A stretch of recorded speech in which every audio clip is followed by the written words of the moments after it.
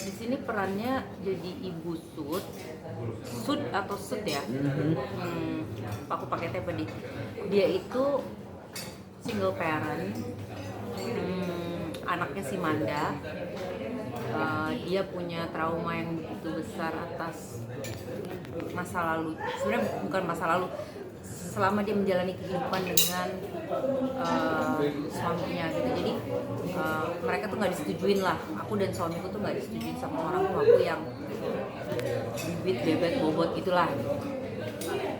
Tapi dia lebih mementingkan cinta, tapi ternyata memang dia cinta gitu, tapi hidupnya jadi berat banget gitu karena jadi diputuslah dari keluarga karena lebih memilih cinta dibanding keluarga gitu.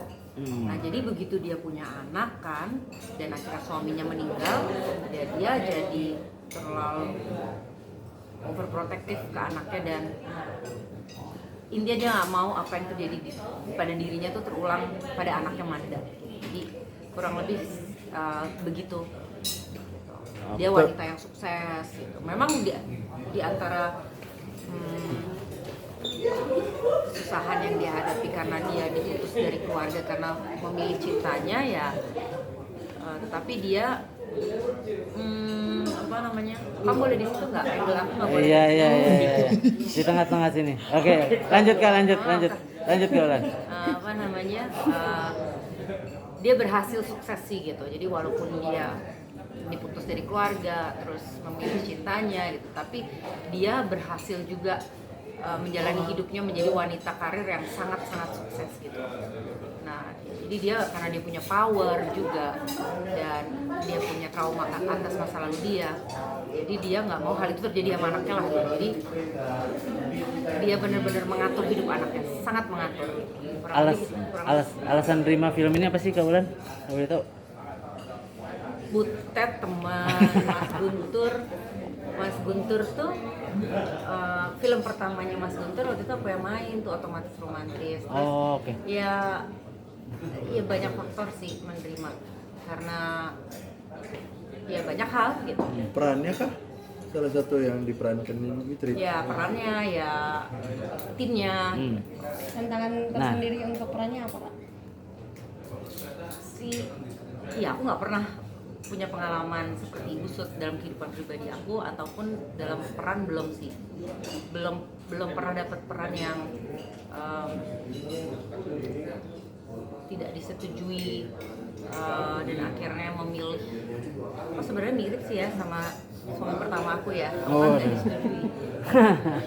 Bapaknya Shalom sama keluargaku, tapi aku saat itu memilih dia gitu. Tapi lebih memilih dia dari keluarga. Tapi akhirnya buyar juga gitu. Jadi ya setiap peran kayaknya selama ini yang aku terima, kalaupun ada maksudnya misalnya kemiripan ibu atau apa, tapi kisah atau background permasalahannya itu berbeda gitu. Jadi ya aku belum pernah sih meranin peran yang seperti Ibu ini, mengalami apa yang Ibu alami. Jadi pastinya setiap peran yang berbeda itu kita harus menjadi orang yang berbeda, dengan background yang berbeda, dengan trauma dan sejarah yang berbeda. Itu pasti kan ada kesulitannya sendiri. Mendalaminya butuh waktu nggak sih Kak?